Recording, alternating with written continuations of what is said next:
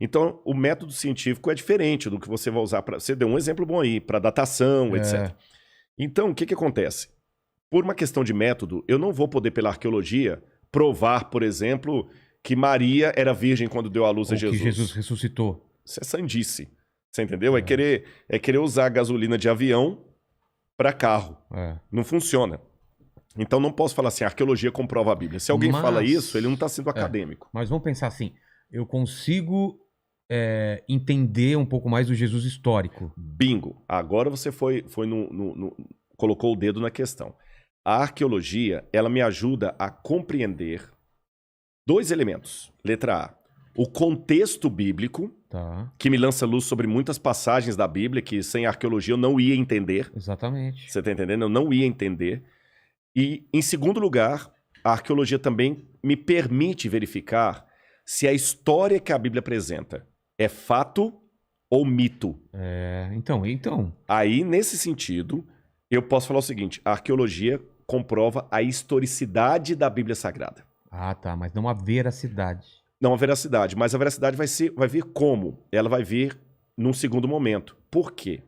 A Bíblia Sagrada, diferente do Bhagavad Gita, diferente do Alcorão, diferente do livro dos Vedas, diferente do Mahabharata, qualquer livro clássico religioso, Tao Te Ching, do taoísmo, Zend-Avesta, do zoroastrismo, a Bíblia é o único livro religioso produzido pela humanidade que se sustenta numa fundamentação histórica. Por exemplo, se eu fosse um hindu, você jamais teria uma conversa comigo sobre a arqueologia do Bhagavad Gita. Por quê? Porque para o hindu, Krishna e Arjuna, personagens chaves aí, podem ser mitológicos que não muda nada a vida dele. Entendi. Não precisa ter uma comprovação de alguma coisa de vivência na Terra. Que aquilo é só uma filosofia mental. Entendi. A Bíblia não. A Bíblia aponta para fatos históricos e ela mesma se coloca à prova. É como se a Bíblia dissesse, se a Bíblia fosse uma pessoa, ela diria o seguinte para você: a prova maior de que eu sou a palavra de Deus é que a história que eu conto é verdadeira. Se a história bíblica for verdadeira, a equação me empurra para acreditar que a teologia que se assenta nessa história também será verdadeira. E o contrário também é verdade. Eu tenho formação em filosofia. Se amanhã comprovarem, para longe de qualquer questionamento, que Sócrates não morreu tomando cicuta, que ele morreu com 100 anos de idade, feliz e com uma renca de filho, não vai mudar nada a minha função como filósofo. Vou fazer uma atualização, mas não vai mudar nada.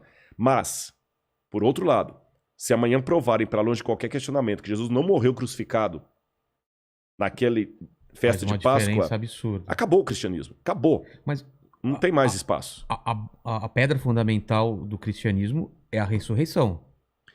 Sim, é a ressurreição que mostra a evidência de que Deus tem o poder sobre a morte e outras coisas mais. Mas eu não vou analisar a ressurreição com os mesmos critérios de CSI, querendo saber quem que matou Getúlio Vargas.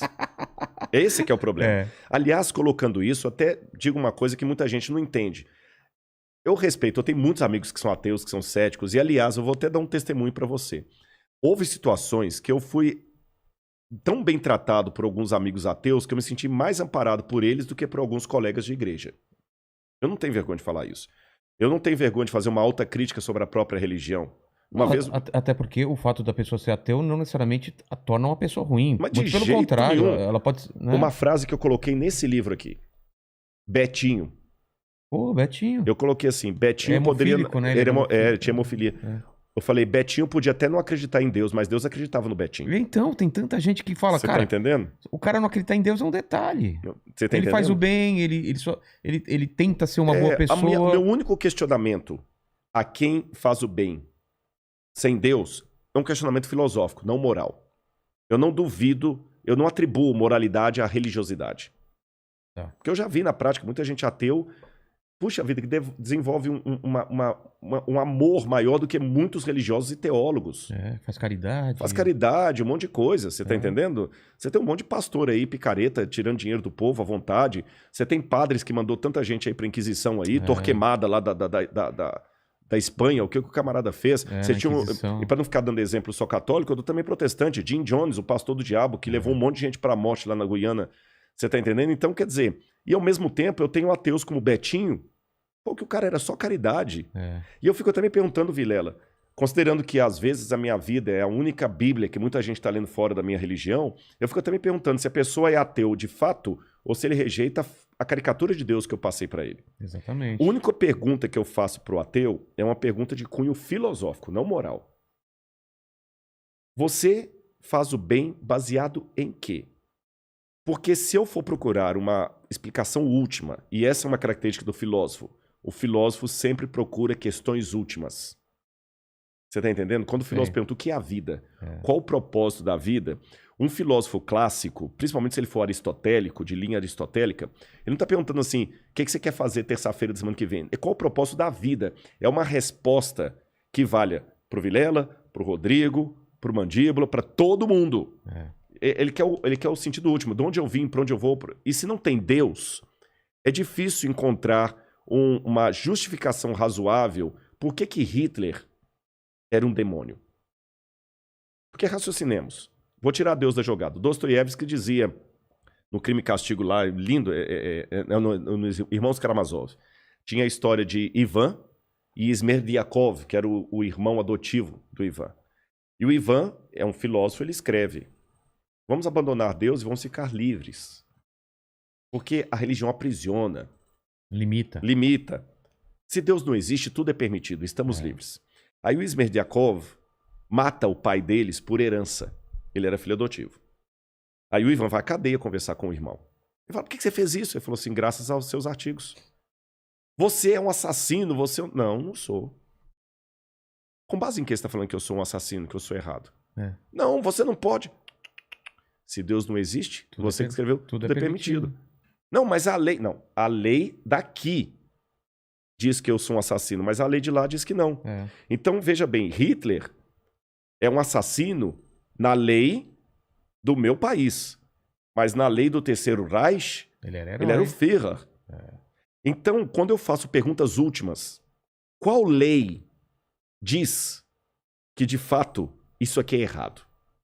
Eu tenho que ter um princípio universal para responder isso. E se esse princípio universal não existe, que é Deus, então todas as argumentações, boas ou ruins, se tornam apenas localizadas. Então é por isso que a Bíblia dialoga com a filosofia e com a história. Agora tem um detalhe, uma ressalva. Mas em relação ao seu amigo ateu, por exemplo, qual é a resposta dele? Porque ele faz o bem? Por incrível que pareça, já teve a resposta? Já. Qual é? Mas são respostas que não me convencem, a própria pessoa também diz que não. Meu pai me passou esse ensinamento... Exatamente. Aliás, eu nem vou responder com a opinião do meu amigo ateu. Eu vou te responder da seguinte maneira. Quando você fala, tá bom, ache-me uma ética universal.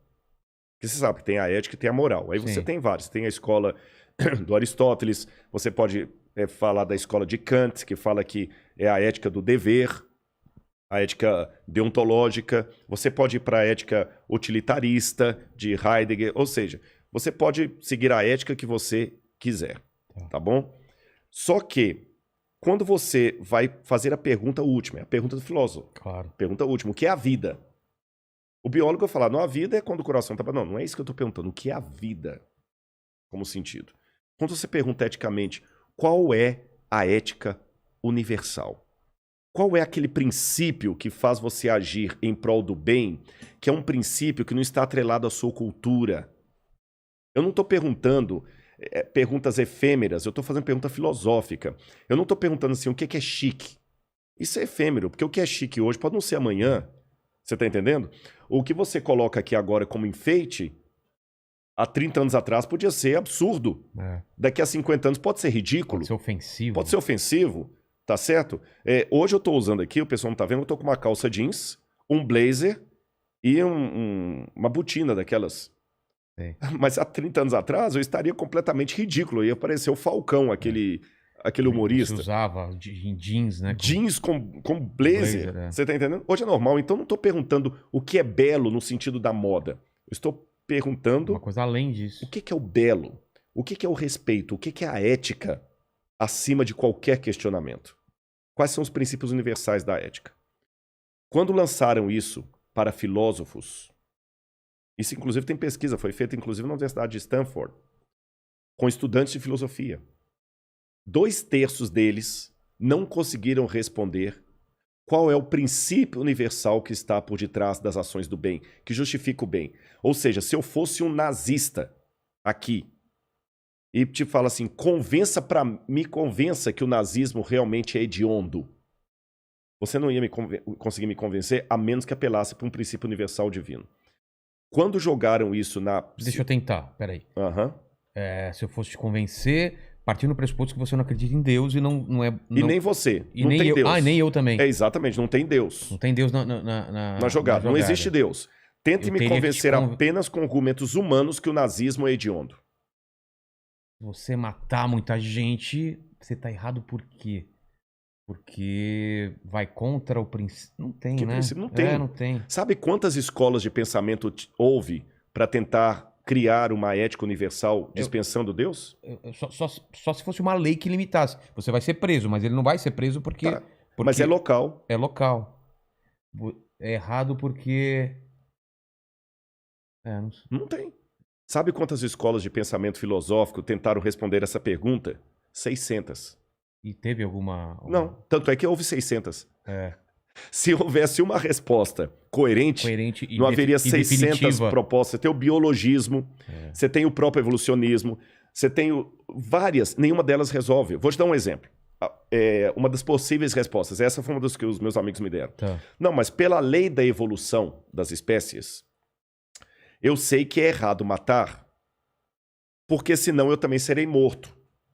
Então, como esse é um princípio da evolução dentro de mim, para me preservar, eu não mato. Aí eu falo assim, mas será que isso não faz sentido? Porque se fosse assim, então, jamais haveria guerras. Eu mato o outro para ele não me matar, é o contrário. É o contrário. Você tá entendendo? Alguns falam assim, não, é o gene egoísta. Como diz lá o Dawkins, né? O Richard Dawkins. É o gene egoísta. Ah, mas o gene egoísta, você tem no mundo animal... Não, mas o gene egoísta, ele justifica as pessoas matarem as outras, não deixarem de matar. Exato, é a procriação. É a procriação. Ele fala assim, eu vou procurar para que o meu gene... Ah, tá. Mas mesmo assim, o gene egoísta é perigoso, porque o gene egoísta não é uma questão moral, é uma questão muito minha. Ou seja, qualquer coisa que nós acreditamos, até o galho, até o chifre que você ganha da sua namorada, não tem como você moralmente recriminá-la se você tirar Deus da jogada. O máximo que você pode falar é o seguinte, olha, desculpa, roubar esse copo seu é errado à luz do Código Penal brasileiro. Você tá entendendo? Agora, convenhamos. Achado não é roubado. Achado não é roubado. Se eu pegar a própria lei da evolução das espécies, a sobrevivência do mais apto. Se eu conseguir te roubar e ficar bem, o que eu tenho que cuidar para não ser pego. Então você está vendo, a Bíblia dialoga com muita coisa. Eu só queria dar uma notinha só sobre a questão ainda da arqueologia, e a gente pode continuar esse assunto. Tem uma coisa que muita gente levanta contra a Bíblia, fala assim, Rodrigo, mas você é arqueólogo. Você não tem a prova para tudo da Bíblia?